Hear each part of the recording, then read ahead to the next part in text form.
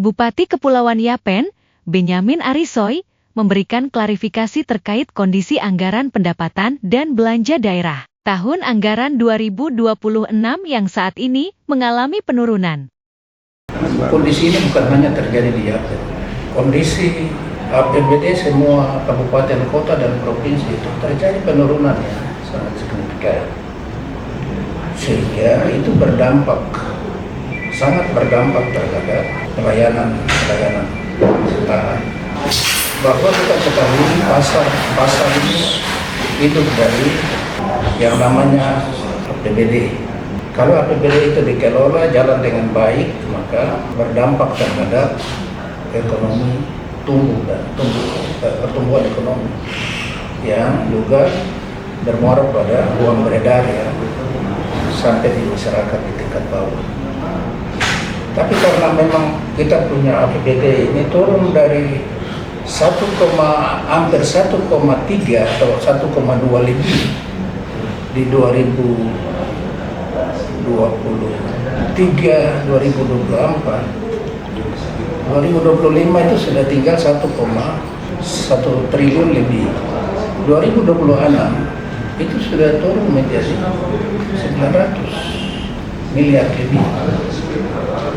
Saya pikir nanti di perubahan mungkin bisa saja dia di bawah 800 atau di 800 lebih. Karena ada beberapa sumber-sumber pendapatan yang akan kita keluarkan. Karena ternyata bukan menjadi penerimaan kita.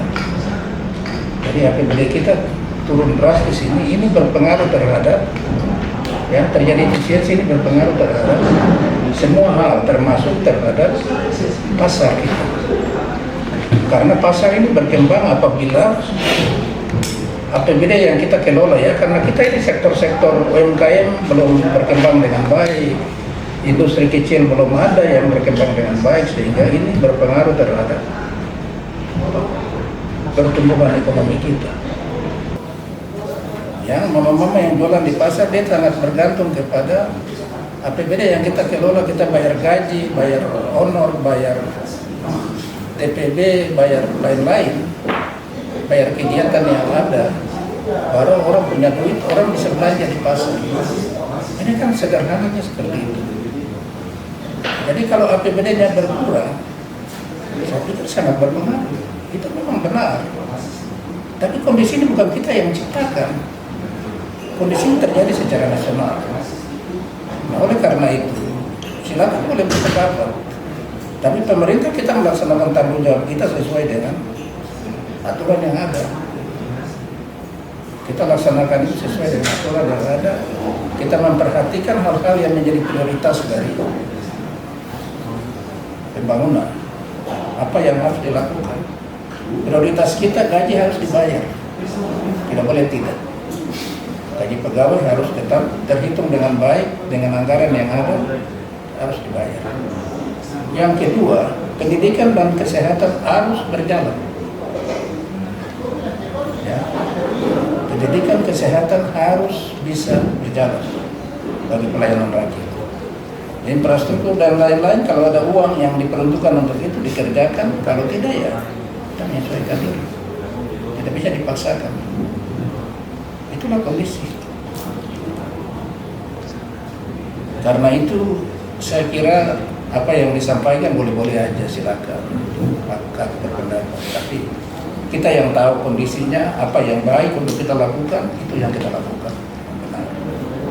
Hari ini kita harus akui bahwa banyak utang yang ditinggalkan oleh mereka-mereka yang lalu. Ya, utang banyak. Hari ini apa yang ditinggalkan kita perbaiki sekarang. Utang yang mereka tinggalkan, kita lagi pikirkan bagaimana kita bayar. Hanya karena memang terjadi efisiensi, uang kita turun ya, kita mau jangkau banyak hal tidak bisa. Keterbatasan itu.